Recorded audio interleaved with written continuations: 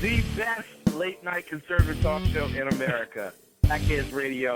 And listen, there are no people better on the air to give you the best in conservative talk than Sack Head Sean and Sack Head Clint. And we're working on the immigration papers for a certain other guy who happens to work here, too. But for those who are tuning in around the world to the best in late-night conservative talk, Sack Head Radio. Sack News. Sack News. Radio.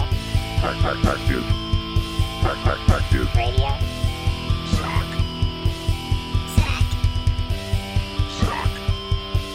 Sack. The best late-night conservative talk show in America. In America. Into the silo. And in this web was a large, I'm pretty sure it was the biggest spider I've ever seen. Huge spiders everywhere. That's what we encounter all day long in the Sack Head studio. Hey, it's the 27th of November, 2013. This is the Sack Head's radio show. Making a special guest appearance tonight is Sack Head Clint. Don't look at me like that. You knew I was going to give you a hard time over this, didn't you?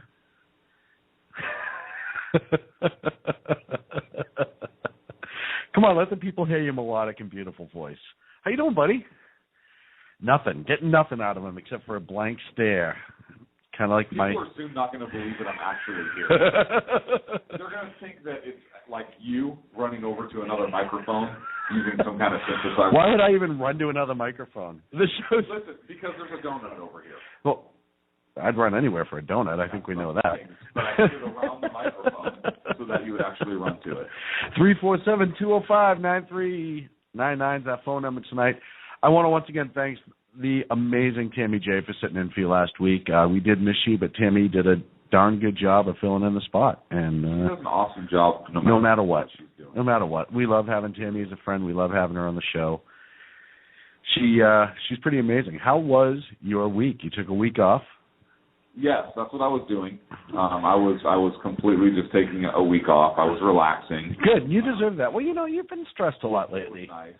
Everything that's going on in the world of politics and everything, you can tell it's really starting to bother you. I'm glad you could finally get a week to relax. Just a week for you. That's what you needed. I wish I had a week for me. How about an hour? I would take 5 minutes. Listen, don't start with me. I just flew in and I'm punchy.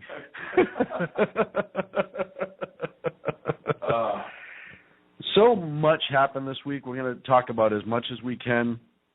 Tonight's our special Thanksgiving Proclamation show. It's our yearly tradition that we discuss and read the Proclamation. That's right. And so I'm excited for that. I look forward to it for two reasons. One, here at the Sack Head Studio, it kicks off the holiday season for us. Studio. Yeah, the silo. Studio. It's no big deal. We just have a studio. Studio. It's kind of huge. Anyhow, so that's exciting because the holidays are my favorite time of the year. Most people don't believe me when I say that, but no, I'm a holly jolly mofo. Because you have a green shirt underneath a red pullover. Isn't that me? Yeah, I would say Christmassy. Because, I don't say holidays because I don't give a shit at crap stuff if I offend people. No. So I'm going to say Christmas. Yes, I know Thanksgiving is a holiday. And then, right. And then, so I include Thanksgiving. I also include Hanukkah. By the way, Happy Hanukkah. Happy Hanukkah to our friends. Absolutely. First time in years that Hanukkah and Thanksgiving are on the same. Yeah, what a uber joyous occasion. I read somewhere that it was going to be like 700 years before that happens again. Isn't that amazing? No. I hope I'm around to see it.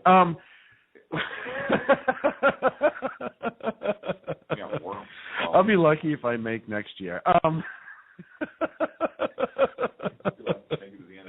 Yeah, I'll be lucky if I make it through this whole show.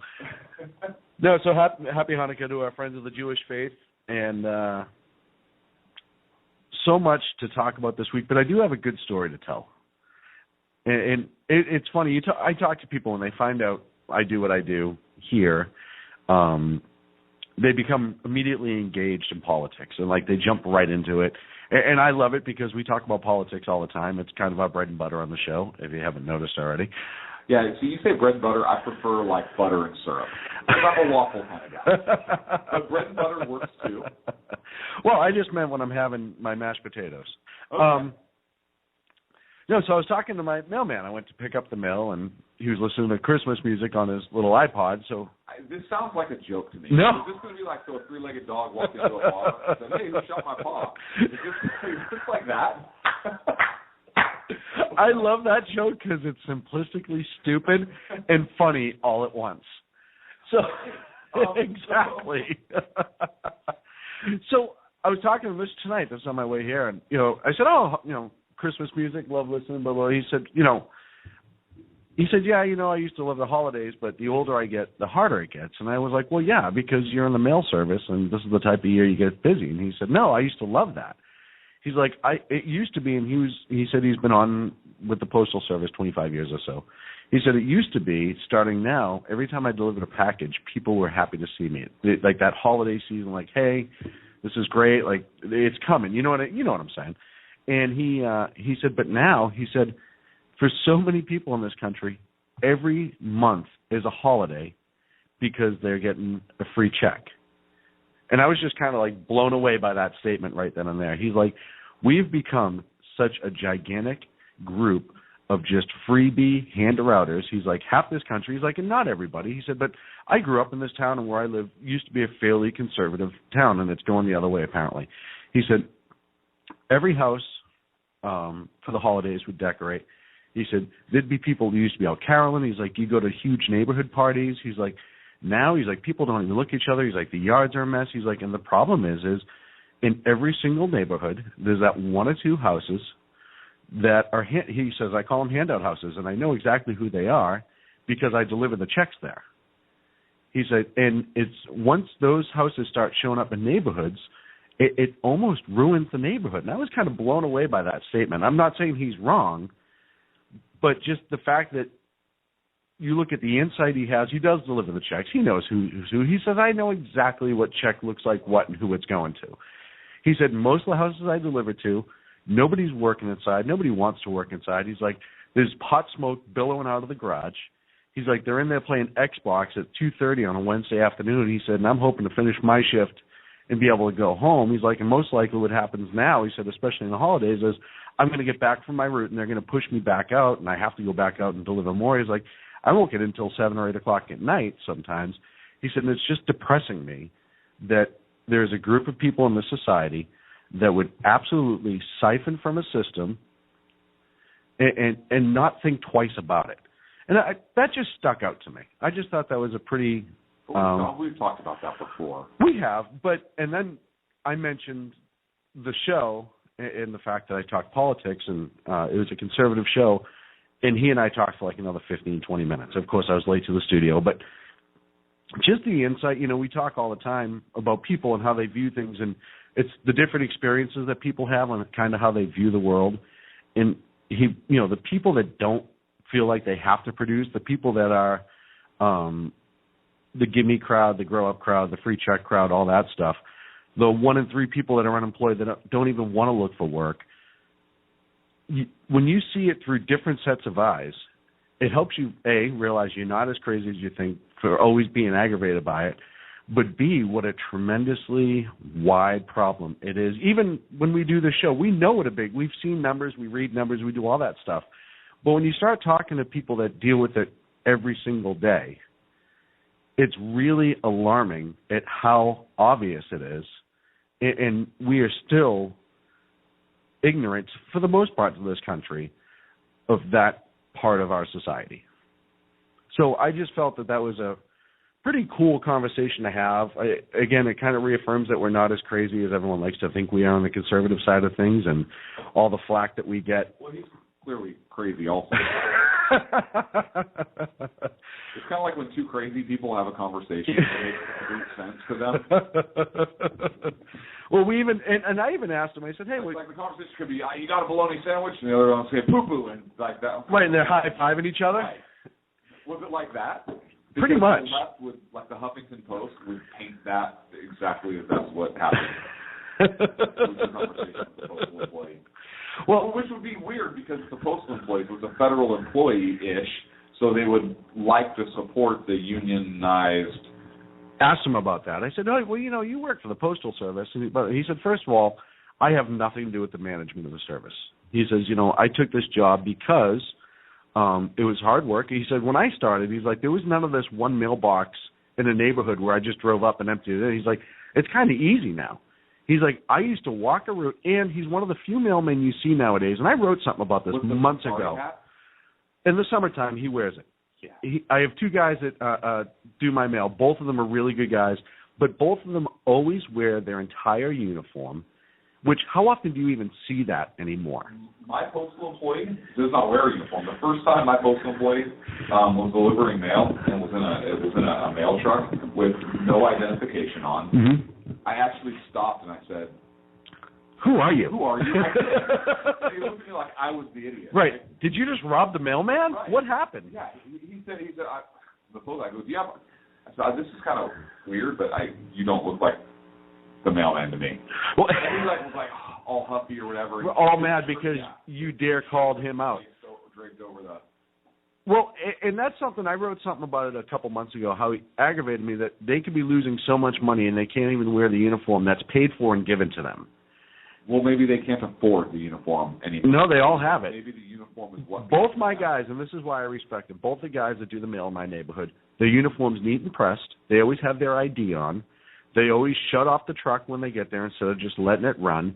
And any special package or anything that seems semi-urgent, they always walk up and they always knock on. They don't just throw it on the front porch and walk away. Or they always they always knock on the door, try to hand deliver it, and they'll both hide it. And when I first moved in, they said he stopped me. He's like, just so you know, at your house, if you have something that's expensive or large or something, this is where I'm going to hide it. And he showed me. Right, it's going to be behind your refrigerator. I'm going to take a couple beers out. It'll be behind there. But if you're missing a couple beers, don't worry. It's Easter egg hunt. If either one of them came into my house, I'd give them both a beer because they're really good guys and they work hard. But he said, it used to not be like this. He's like, these guys now that they've hired in the last 10 years, he's like, all they do is complain nonstop. He said, and I can remember I'd walk 15 miles a day. He's like, I'd do 2 or 3 routes. He's like, and we didn't drive to the little neighborhood and do the neighborhood pods or drive to the neighborhood to start delivering. He's like, I picked it up from the post office and actually walked to my route, did it, walked back, picked up again, go out. It was just funny how to hear him complain. Now, did he take a long pull on a scotch and say, damn kids? I wish he would have. I can remember as a kid seeing that with postal guys. You'd see them open their little green boxes, which were almost like their drop-off boxes. I have a story. So I have a story for you. So I used to go to a bar. I used to work a night shift. Right. And at an old radio station. And I'd go to this bar, local neighborhood bar that would open at 6 a.m. And they would have breakfast, and they'd cook, the guy a little greasy spoon in the back, cook breakfast, bring it out, and every morning at 6:15, a guy would come in and go sit in the corner stool in full postal uniform. It was awesome. And he would sit there and drink, and he was a great guy. We'd sit there and talk, and he would sit there and drink from about 6:15 until 7 o'clock, and then he'd go to work. Well, yeah. Because he's not getting off. I can understand it because depending what neighborhood he gets stuck in, that might be the only. It's like the teacher that has a really bad class and he's hammered just about all day. Right. Because that's the only. Well, like when I was a student, all my teachers drank, and I couldn't figure out why. Every year I went to a new class, I'd have a whole new set of teachers, and they all become alcoholics halfway through the year. I didn't understand that. I still don't. I don't know why. It's not me. I know it's not me. Bob Newhart, who's an amazing comedian, does this whole thing about a retirement.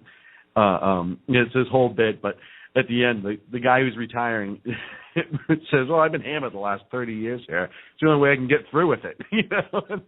I honestly could understand that in some places of work, especially the Postal Service.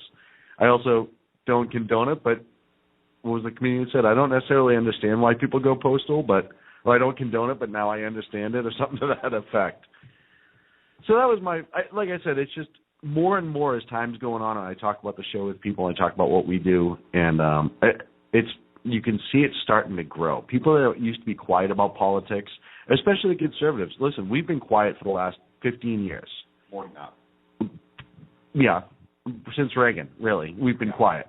And because almost we were just afraid of having the argument nonstop and just, we'd get called we're nice, all these respectable people. Well, we Hang on a second. We are. There is a culture difference. Yep. Between, in my humble opinion, between a large segment of the progressive class and conservatives. And this is illustrated by the Occupy movement and how they conduct themselves at rallies versus the Tea Party movement and how they conduct themselves at rallies. I agree with you. So there's a fundamental difference between being a rude, obnoxious ass, which we are, but typically it's reserved for that other group, correct? Right. And so, yeah, they're loud. They get the attention. They get, right? Right. And conservatives are, okay, this is ridiculous. We're not going to stoop to that level. Typically, that's my opinion on that. Well, I feel that's because the those on the left, especially the Occupy movement, that is the smokescreen from what their true message is. Because if their true message gets out, a lot of people wouldn't want to listen to it, which conservatives, we're not ashamed of our true message. I don't think they care. I think they know exactly what their true message is, but the way they do it is they go about and be heard, and they're loud and obnoxious. They don't follow the rules, typically, and they do it in such a manner that garners attention. And honestly, I don't think they again, not all of them, but there is that segment in the leftist movement, especially the far left movement, that doesn't care about society or the rules. It's all about achieving their objective. And what's good for them? I saw this quote at an appellate court that I was at last week on my lovely vacation. Thank you for that. But what it says is, and it's a quote of Thomas Jefferson that one of the justices had up outside of a conference room. I loved his show. And it says, no, not George Jefferson. Oh. Thomas Jefferson. Oh, I was going to ask about Wheezy. No. George Jefferson is their love child. But it's...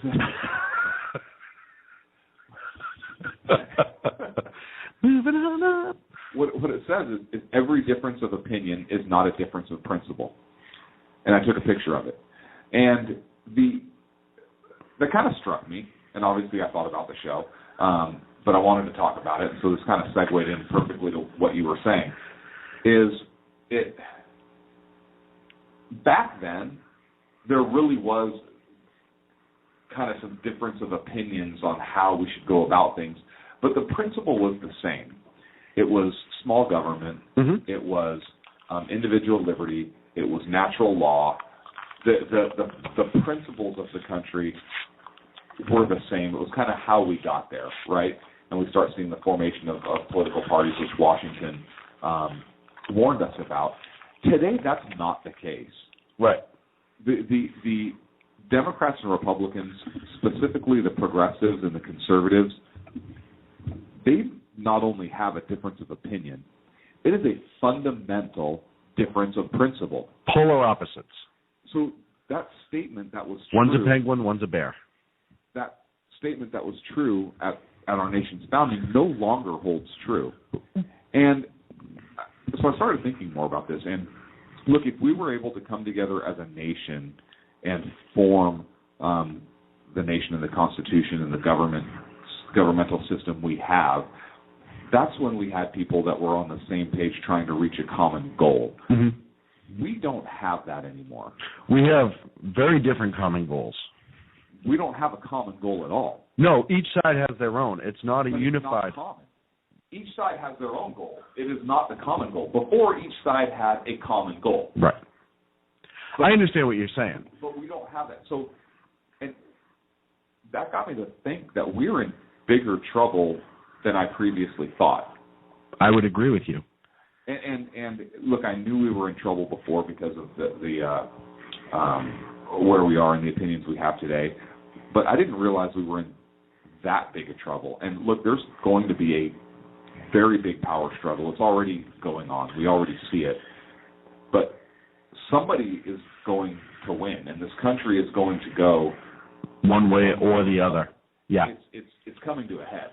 So that kind of... Or it will collapse completely into itself. Well, but again, that could be by design, right? Yes, pivot. Absolutely. So overload the system until it collapses in on itself and erect a new one in its place. Weird. So it's almost like Obamacare. So is Obamacare that structure for that new system, which is awesome. It's already working so well. And it's not so just... That's my story I wanted to share with you this week. I think it's great, and I want to share that picture. If you'll send it over to me, I'm going to put it up. I'll put it up on Twitter. You're going to text it. You are so savvy. Oh, big deal. I can't tweet or whatever, but I agree with you. And you know what's funny is I was having a conversation with a liberal. Why? Oh. Because I like angry discourse. Okay. It's fun sometimes. And we were going down almost that same conversation of, well, we want this and we want that. By the way, I give him credit because as much as I don't agree, at least he calls himself a socialist. He says, I am a socialist. I believe in socialism. Unlike a lot of these progressive and liberal Democrats who try to hide under the name Democrat because if they said socialist, the mass as a whole would kind of fight back against that and say, whoa, we can't have socialism here. And I said that to him. I said, hey, he says, I'm an atheist socialism. And I say, you know what? I don't agree with you, but I appreciate the fact that you will say that. That you're honest about it. Exactly. And we had a good conversation. We didn't agree on a lot of things. We did both agree that Obamacare was a disaster. Obviously, his answer was, well, let's go to the single-payer system and just get this done with. And my answer was like, no. Let's just scrap this whole thing and start over and encourage the free market. Right, wrong, or indifferent. We made jokes, whatever. Until I brought up the fact that, where this country's going and how divided it's become. And I said, we haven't been this divided as a nation, in my opinion, since the last Civil War, the Civil War in this country. And he immediately started backtracking. Well, no, not even close. I mean, we all get along. I said, no, you and I have a good we can have a conversation. That's all great. But as a mass, this doesn't happen. I said, you look at our government right now, you look at our Senate specifically, and we'll talk about the nuclear option they passed last week, or the Senate Dems did. But about the Iran thing? Yes. Yes, the Iran thing. You mean the other smokescreen? Right. I almost titled this show a Nuclear Smokescreen because that's what it became. The only way it could be worse is if the Russians wanted to put some kind of listening post or satellite space thing on U.S. That would only happen if we allowed them to freely fly over our nation in the military. Oh, listen, all right, I'm out of control right now. But to get back to my point, and he started backtracking. And then he started, making accusations. Well, there's only going to be a civil war because the conservatives want it. But I said, whoa, the conservative groups don't want this. We don't want any sort of a civil war. We want our country to remain as close to the Constitution as possible. You remember the document that stood through the last Civil War and came out on the other side? And it's only that once the progressives and the liberals and the socialists like yourself started to attack and destroy that we became angry. Listen, if you believe in socialism and you want to do it in your own home or whatever in your group of friends, that's fine. But don't force it upon the rest of us. I think I'm intelligent enough to make my own decisions, even if you don't think you're that smart, is pretty much what I said to him. And he started trying to dump this back on conservatives. Or amend the Constitution. Right. Go for it. Let everyone know what your true nature is. And that was my point, is I said to him, let everyone know. You do it. Encourage all your friends. Start registering socialist. Just because. Let everybody know. We registered Socialist Party USA. And he specifically is. But I said, get everyone on board. Let's see how many socialists. A couple socialists have ran for state office and whatnot. Don't be afraid of it, except for the fact that you know it's wrong and you're hiding it. You specifically know, but it's wrong under our system of government. It's wrong under our system of government, and a majority of the people know. Even the uber liberals that aren't necessarily progressives, old blue dog Democrats, know that socialism is a bad way to go, and they know it's going to fail. We've seen it fail time and again. Name the last time any socialist program has just one. Currently? Well, look at England. England's in a mess right now. England's healthcare system is... In the Revolutionary War, they failed, and in the war... You look at England's healthcare system right now, It's in a hurt. The Canadian healthcare system. Big fail. It's in. Well, yeah, that's Martin Bashir, who's a big fail. Funny. Sucks, apparently. England doesn't suck, but Stonehenge research. You know what I've decided? England. Wait, is that in England? I think England is like the originator of this country's version of white guilt. I think they feel guilty for all the things that happened years and years and years ago that they try to like make it up to everybody at once, kind of like Obamacare, and it failed miserably. And I think but I was reading a thing that their healthcare system is so hurting for money that the quote-unquote death panels that Mark Halperin talked about and then pulled back the other day, they have that over there. They have that rationing where they turn around and say, all right, this person's X number of years old. This is their illness. This is how much it's going to cost. They have to. Right. They have to. They don't have a choice after a while. I dare Joe Biden walk up to Queen Elizabeth, slap her on the ass, and say, go ahead, stay off with their head. I get the ultimate dare for... and then walk away and say, that broad's going to do it. That broad's just crazy enough to... World War II hero, really. Oh. She's got a uneven ass for that, then. Nice ass. A lot of people don't know the Queen was in the military. But, yeah. A lot of people know the Queen is the military. Well, yeah. She's pretty powerful, as much as a lot of people don't believe so. I dare Joe Biden to get rid of his federal health care and join Obamacare. That's the ultimate. Go ahead, Joe. That's not as good as mine. It's not as funny as yours. That's the litmus test we're using right now. Oh, your comedy versus mine. I see. All right, here's the litmus test I'm using right now. It's called the mute your microphone test. Let's see how that goes. No, I'm kidding. Why don't we take a break? Because we do have a lot of actual... Why don't you take a break? I'm still going. That's why I'm going to take a break. Okay. It's time to cut you off. No, when we come back, let's talk about Thanksgiving Proclamation. Because I think that's huge. On, talk about it? Well, you're going to read it. I'm going to read it. And then we'll talk about it. How would I read it? You're the presenter on it. I'm not the presenter. You presented it last year. No, I didn't. Yes, you did. I presented it. We talked about this in pre-production. Oh. No, we didn't. It's like dealing with a ferret for an on-air partner. Well, How dare you to find your keys? I have no idea where they went. 347-205-9399. When we come back, Clint's going to read the Thanksgiving Proclamation. No, I'm not. You know how long that thing is?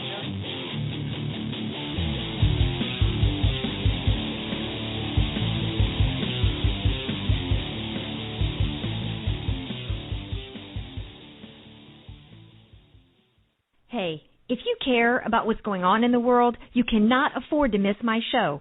Hi, this is Andrea Kaye, your host of The Andrea Kaye Show. It's not always about the money. Okay, it is always about the money, but it's also about politics, pop culture, and you. The only thing street about this show is the smarts. There's a reason they call me Dynamite in a Dress, and you'll find out why when you listen Tuesday mornings at 10 on Financial News and Talk. Hello, I'm Paul, a student at Hillsdale College. Here is my professor, Dr. Larry Arnn, on the separation of church and state. America's founders believed in the separation of church and state, in that the country was not to have an official religion or an official sect.